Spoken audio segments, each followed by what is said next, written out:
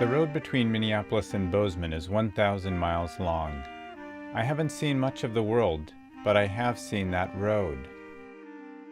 I've lived my life along it, my childhood, college on one end, most of my life on this end. I've seen that road from the seat of a bus, from way overhead on a jet, from the seat of a friend's car, or riding beside my mom or dad, who are no longer around.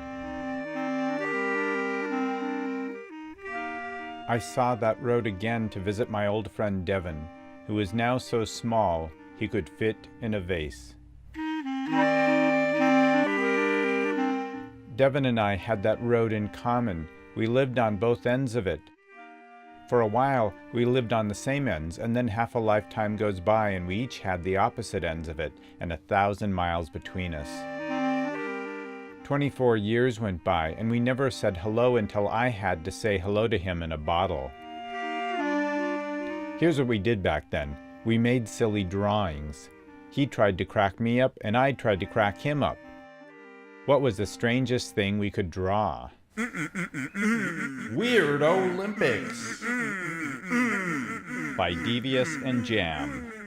But can you out-weird this one? I hear that Nancy Reagan ate her bed last night. Why not? I noticed a ripe avocado in it.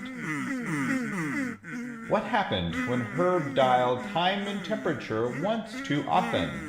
Whackety whack whack. John meets somebody that is weirder than he is. Wow. In 1996, weird became fashionable. 1 year later, it would be passé. So John, a continuing story about life and something else that is really weird, like this. I forgot that I was alive. The planet Earth is really a Tylenol tablet. He told stories about his big lips and how he'd keep them in a box under his bed, and sometimes he'd take them out and wear them, and when he wore his big lips and he went with them, it would come out like this, kawanka, kawanka, kawanka. And when he did this at a bank, they just give him all their money. His weirdness loosened my weirdness, and we both traveled far beyond that 1,000-mile line.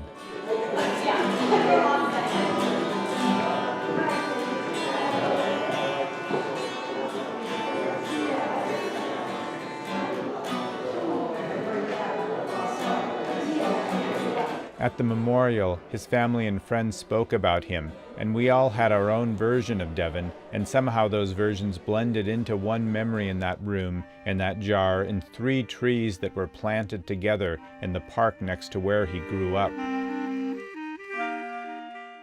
Thank you, trees, for growing big and wide and giving us air to breathe while we are still alive and something solid to see when some of us turn into memories.